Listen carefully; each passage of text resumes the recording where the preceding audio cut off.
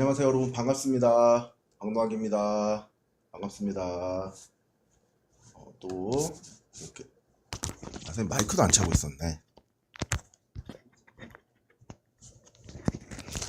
반갑습니다 여러분. 이렇게 우리가 고사성어와 속담 수업에서 이렇게 만나게 됐네요. 어디 보자. 허니블렌디드 친구 반가워요. 달콩빈 친구, 다람킴 친구, 얄미 친구라고 해야 되나? 얄미 친구, 반갑습니다. 초등 수업 듣던 친구들이 많이 있으려나, 아니면 또 새로운 친구들이 많이 있으려나. 다들 반가워요. 얄미 친구는 왜 의아해요? 닉네임이 그걸로 돼 있는지 몰랐나? 자, 우리가 이렇게 또 금요일 낮에 5시, 낮이라고 하긴 그렇다. 이제 저녁이라고 해야 되겠다. 5시 30분이니까 우리가 이제 저녁을 딱 먹기 전에 선생님하고 같이 고사성어랑 속담을 공부하면서 맛있는 저녁을 먹을 준비를 해보도록 할게요. 사실 고사성어나 속담은 여러분 생각보다 굉장히 광범위한 곳에 많이 사용되고 있어요. 그리고 내 이야기에 어떤 권위를 부여하거나 설득력을 높일 때 나만 혼자 이렇게 생각하는 게 아니야, 이거 나 혼자만 이렇게 이야기하는 게 아니라 옛날부터 우리 조상님들이 혹은 어른들이 이렇게 이야기해왔던 거야 라고 하면서 여러분들의 이야기에다가 이 권위를 실어줄 수도 있고, 또 어때요? 좀 멋져 보이잖아. 그냥 한마디 고맙습니다 라고 이야기하는 게 아니라 이 고사성어의 맨 첫 번째 나와 있는 게 각골난망이더라고. 여기서도 그냥 너무 감사합니다, 잊지 않겠습니다 라고 얘기하는 것보다 각골난망합니다 라고 이야기하는 게 이게 뭐지? 라고 이 단어를 모르는 사람한테는 나는 이 정도까지 알고 있어 라고 하는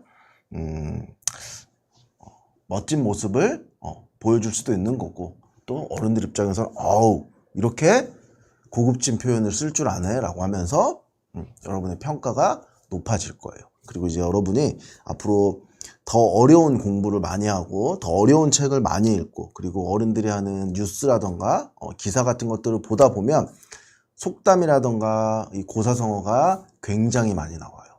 어른들 스스로도 내 생각을 정확하게 표현하기 어려울 때, 그럴 때 이런 관용적 표현이라고 할 수 있거든요.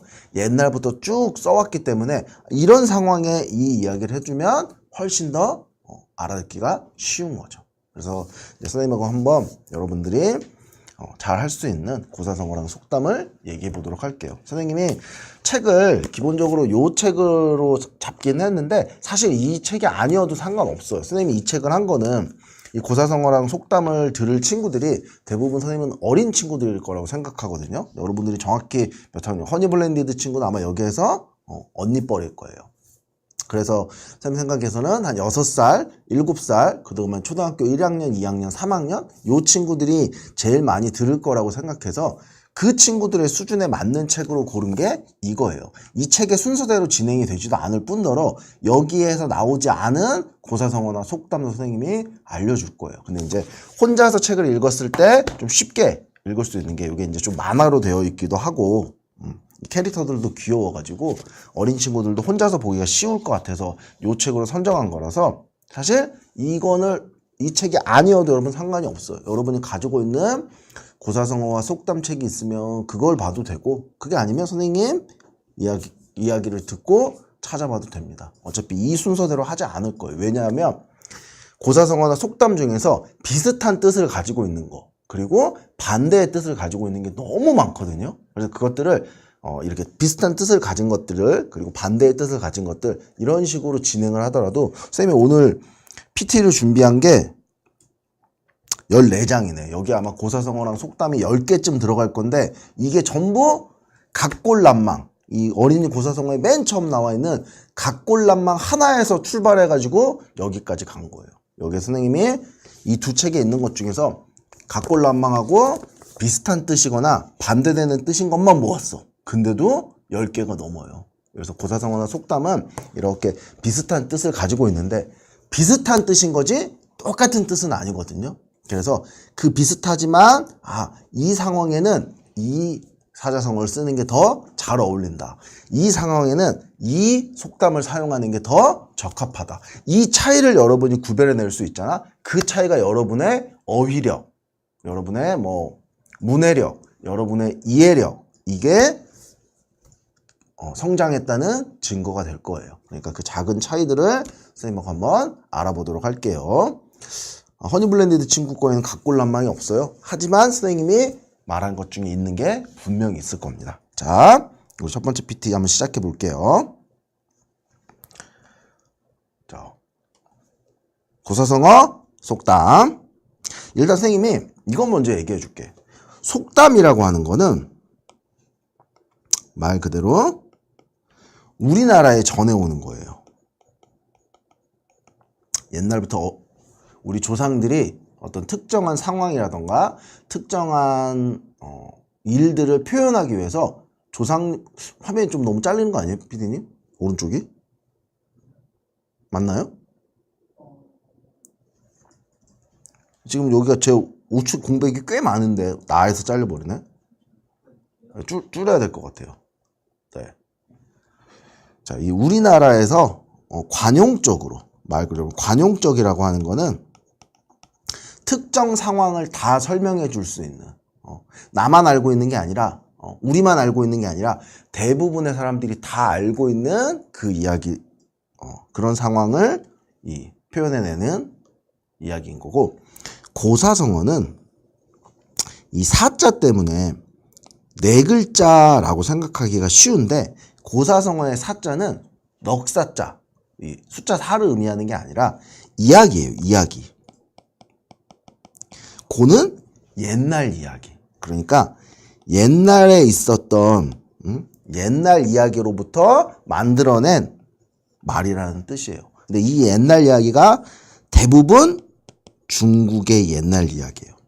중국에 옛날에 이런 일이 있었다. 그리고 거기에서 이런 우리가 교훈이나 깨달음을 얻었다. 그걸 가지고 글자를 만든 거예요. 근데 대부분 진짜로 이게 넉사자는 아니지만 고사성어의 대부분은 다 네 글자로 되어 있어요. 그래서 대부분은 사자성어가 맞아요. 그런데 사자성어가 전부 고사성어냐? 그건 맞아. 그럼 고사성어가 전부 사자성어냐? 그건 아니라는 거죠. 그러니까 이거는 같은 관계가 아니라 요렇게 생겨야 되는 거죠.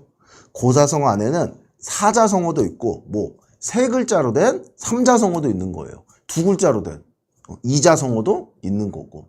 그래서 이런 것들을 다 포함하는데 여기에서 보면은 사자성어 중에 고사성어 중에 우리나라에서 만든 고사성어도 있어요.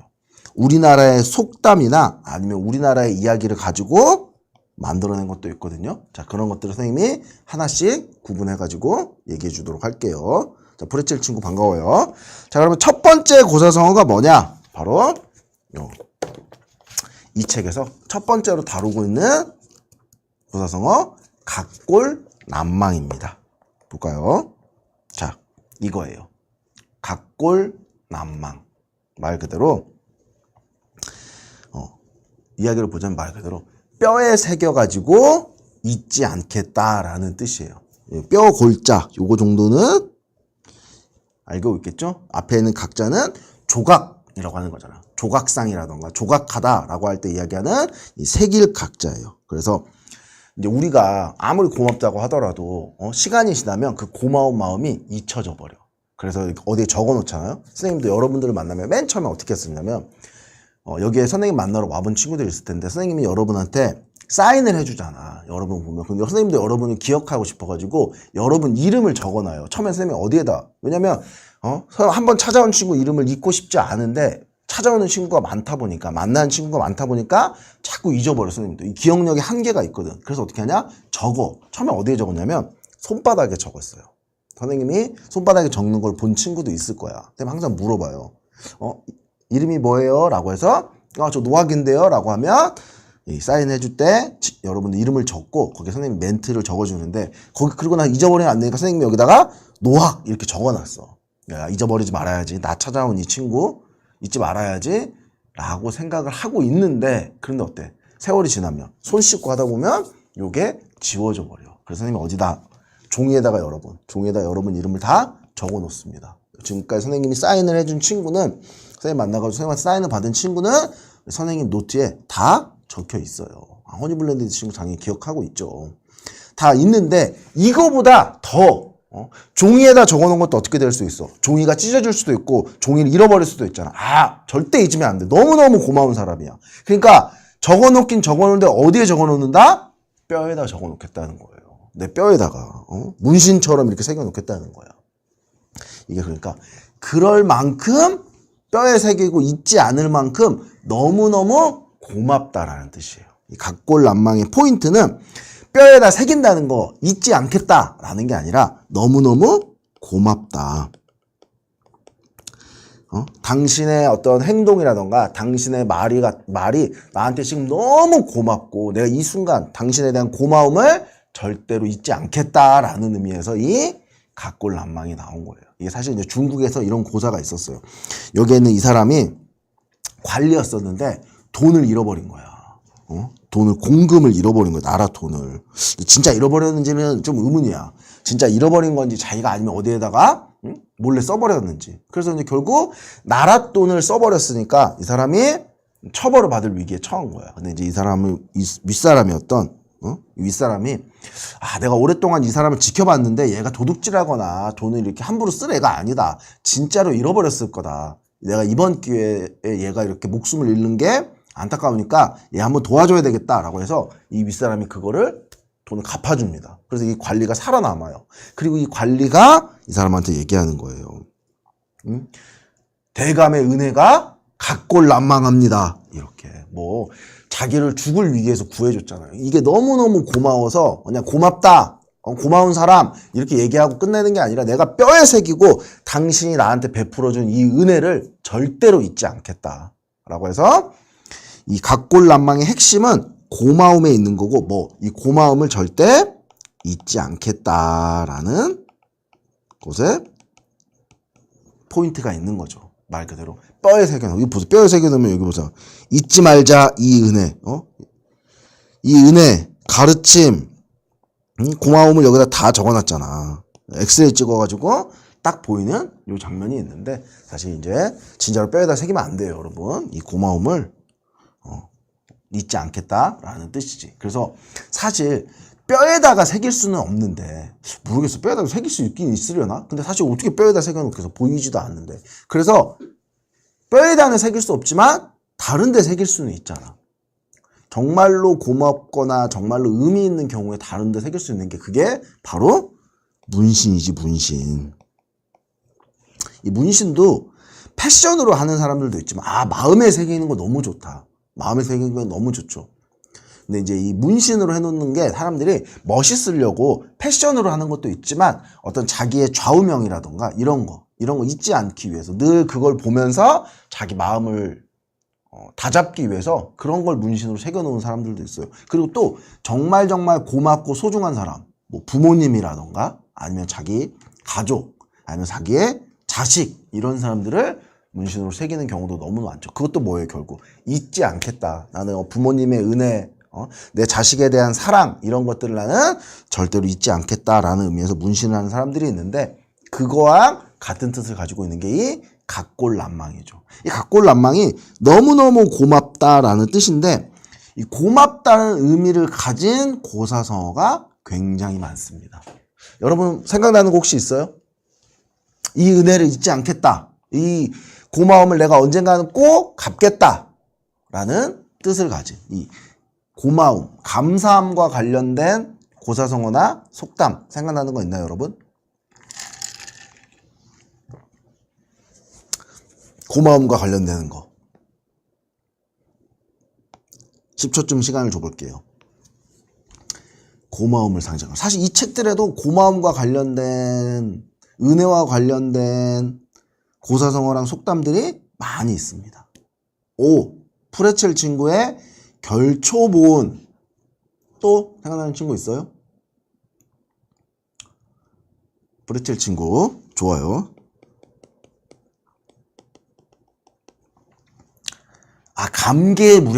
감개무량은 근데 고마움이라기보다는 감격스러움이야.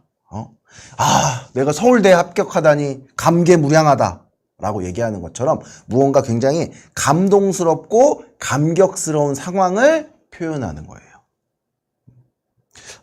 우리 다람이 친구가 서울대에 합격하다니 엄마는 감개가 무량하다 라고 얘기하는 것처럼 뭔가 감동을 표현하는 거죠. 선생님이 준비한 첫 번째 고사성어 각골난방의 동의어로 준비한 게 프리첼 친구가 얘기한 것처럼 결초보온이에요. 결초보온도 이 책 기준으로 하면은 7번에 있네요. 이 책 기준으로 7번 고사성어가 결초보온이에요. 왜? 비슷한 뜻이거든. 똑같은 뜻은 아니에요. 결초보온이라고 하는 거는 가만 보면 풀을 묶어가지고 풀초자 정도는 알겠죠? 풀을 묶어가지고 은혜를 갚겠다는 건데 아니 풀을 묶어가지고 어떻게 은혜를 갚지? 라고 생각하는데 이것도 관련된 이야기가 있어요. 옛날에 중국 진시황이 세운 이 진나라에 어떤 사람이 살고 있었는데 그때는 여러분 순장이라고 해가지고 남자가 귀족 남자나 왕족 남자가 죽으면은 자기의 부인이라던가 아니면 자기랑 같이 생활했던 노비나 하인들을 같이 묻어버리는 풍습이 있었어요. 무섭죠 여러분? 우리나라에도 있었던 풍습이야. 저기 경주나 아니면 김해에 가가지고 가야나 신라시대에 무덤을 보잖아? 그러면 여기 무덤 가운데 왕관을 쓴 높은 귀족이나 왕족이 한 명 누워있으면 구덩이 주변에 여러 사람들이 같이 묻어있어. 뭐야? 공동묘지야? 공동묘지가 아니라 신분이 높은 사람이 죽으면 죽어서도 인생의 끝이라고 생각하지 않은 거야. 다음 세계, 저승세상이 있는 거고 이 저승에서 나를 너희들이 계속 시중 들고 우리 같이 살자. 이거 뭐 본인 생각이지. 같이 순장되는 사람 입장에서는 어때? 난 아직 안 죽고 싶은데 난 더 살고 싶은데 날 왜 죽여? 하고 같이 죽게 되는 거죠. 이렇게 생각해보면 고대에 있었던 굉장히 야만스러운 문화 중에 한 명이에요. 아직 죽지도 않은 사람을 죽은 사람 시중 들라고 같이 죽이는 거니까. 그래서 어느 정도 국가가 성장하고 우리 사회가 문명을 갖춘 다음에 순장은 대부분의 지역에서 다 금지시킵니다. 고대 사회에서 있었던 거야. 근데 이 진시황 시절만 하더라도 이 순장의 풍습이 있었어. 근데 이제 이 진나라의 귀족이었던 사람이 먼저 유언을 합니다.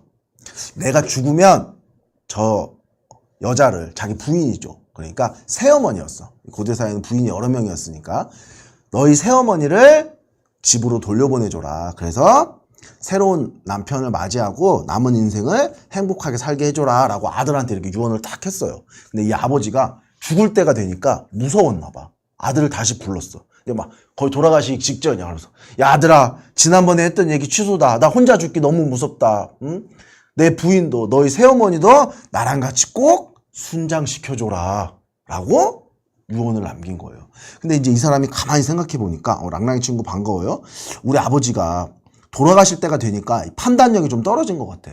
아무리 그래도 자기가 사랑하는 여자를 말이 좋아서 여러분 같이 묻어달라는 거지 결국 뭐야? 죽이겠다는 뜻이잖아요.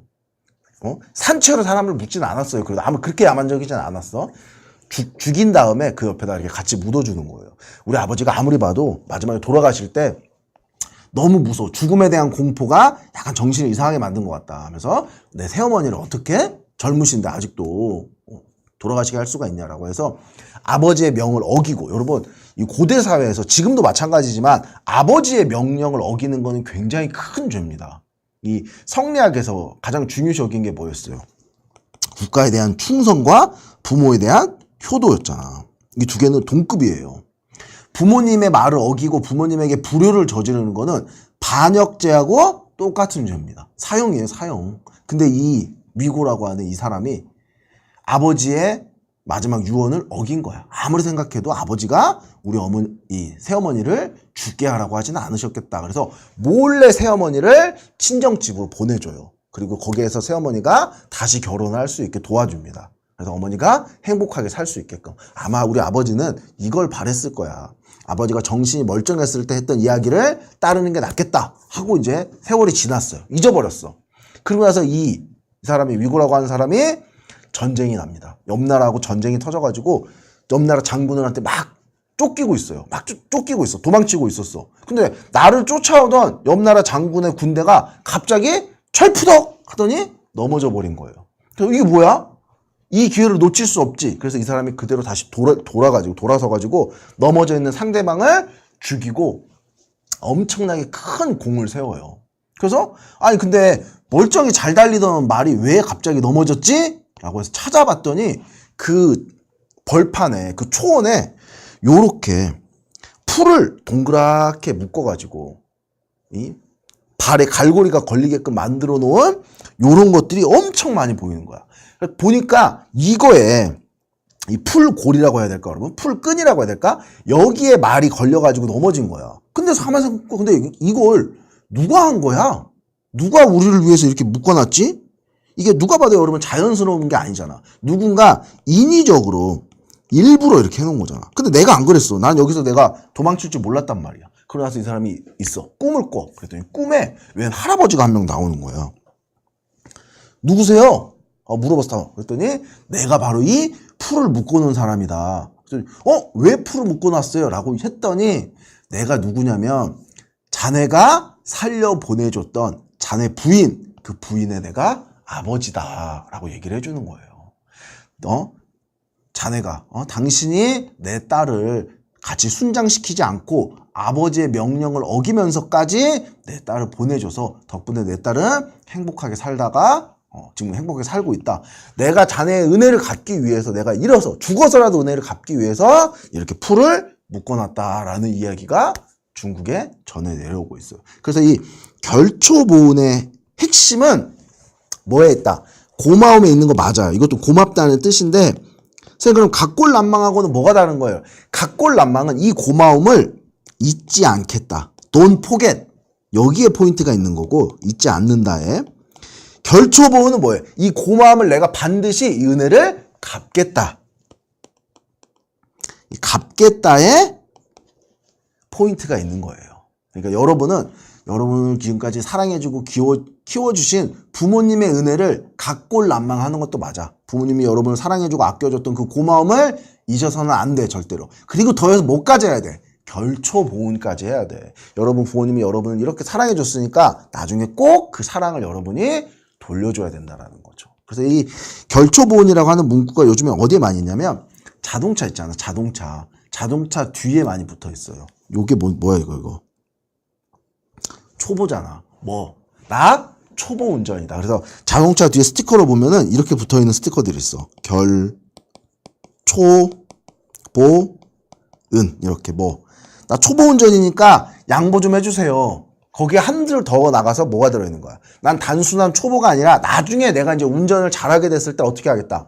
다른 사람들이 나한테 배려해주고 양보해줬던 그 은혜를 내가 반드시 갚겠다. 나라고 평생 초보 운전이겠냐? 나도 언젠가 운전 잘하게 돼. 그랬을 때 내가 양보해주는 사람이 당신의 자식이 될 수도 있고 당신의 부모님이 될 수도 있으니까 우리 서로서로 돕고 양보하면서 살자라는 뜻에서 이런 스티커를 차량 뒤에 붙는데 선생님이 생각했을 때 차에 뒤에 붙이는 스티커 중에서는 가장 재치 있으면서도 의미 있는 문구인 것 같아요. 이 결초보은이라고 하는 어린이 고사성어에 7번에 나온 것도 중국의 이야기에서 풀을 묶어가지고 쓰러지게 해서 은혜를 갚게 한 것에서 출발한 이 이야기에서 나왔기 때문에 이 고사 속에서 나온 이야기다. 그래서 이 고사성어가 되는 거예요. 이 결초보은은 어디에? 갚겠다에 포커스가 있는 거예요. 또 이거랑 비슷하게 이 고마움을 뜻하는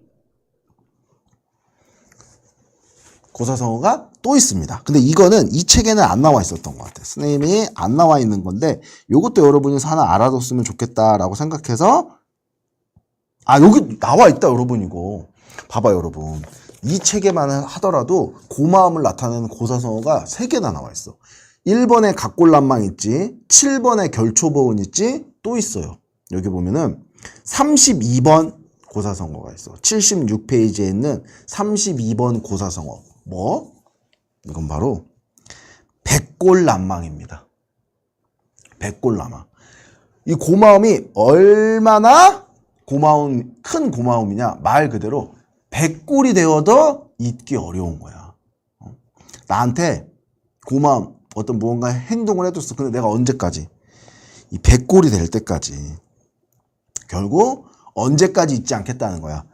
이 고마움 죽을 때까지 잊지 않겠습니다.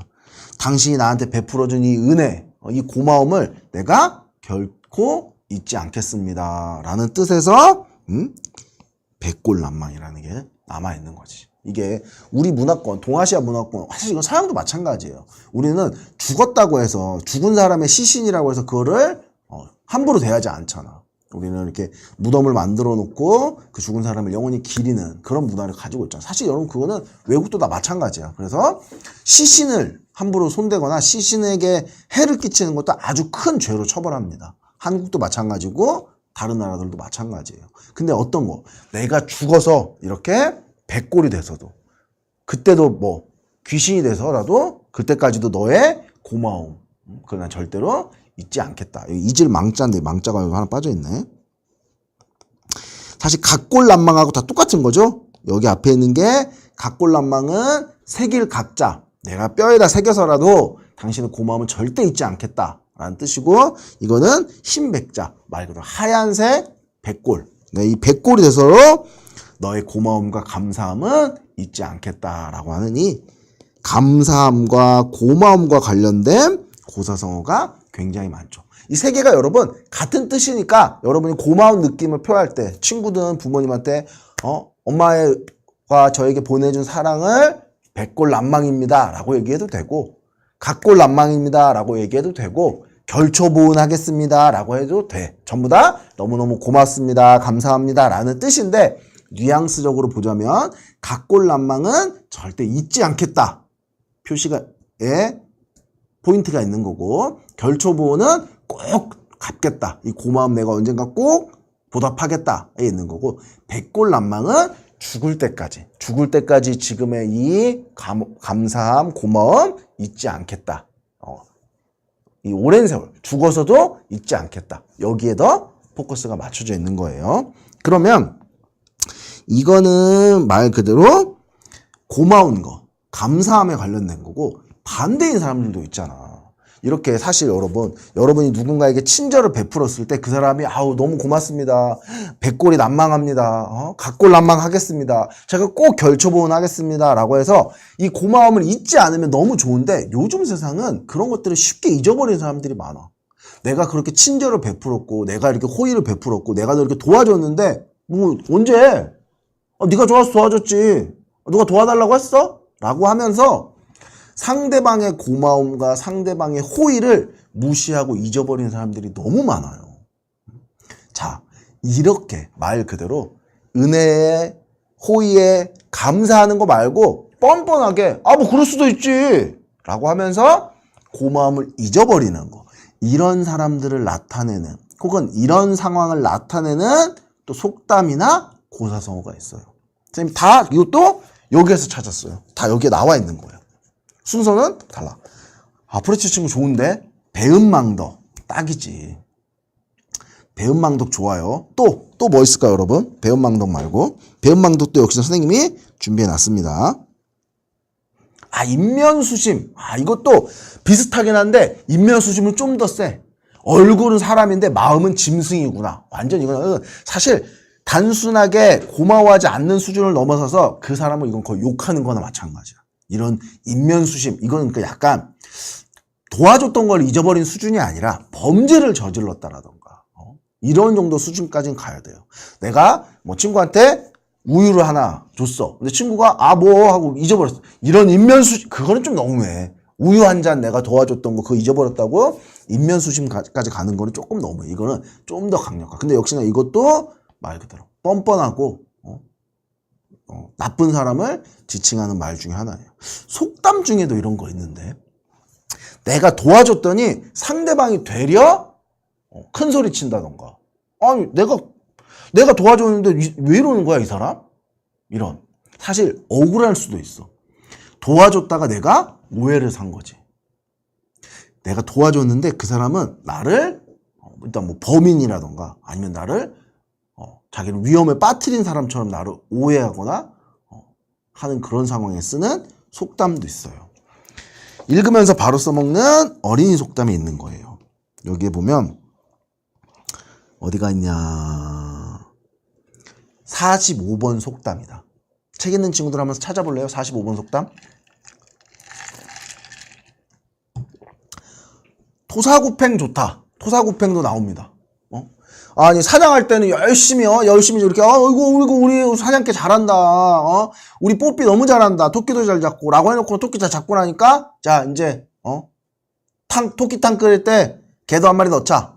충분히, 고마움을, 은혜를 잊어버린 행동이라고 할 수 있지. 닭 잡아먹고 오리발 내민다는, 요거는 일단 거짓말을 하는 거에 더 특화되어 있는 거죠. 이게 고마움을 모른다라기보다는 거짓말, 뻔뻔함을 이야기하는. 근데 어쨌든 이것도 봐봐요, 여러분. 비슷한 뉘앙스. 이것도 맞아. 고마움을 모르는 뻔뻔함이라고 생각할 수도 있는데, 이거는 고맙고 안 고맙고를 떠나서 거짓말을 하는 뻔뻔함에 관한 거예요.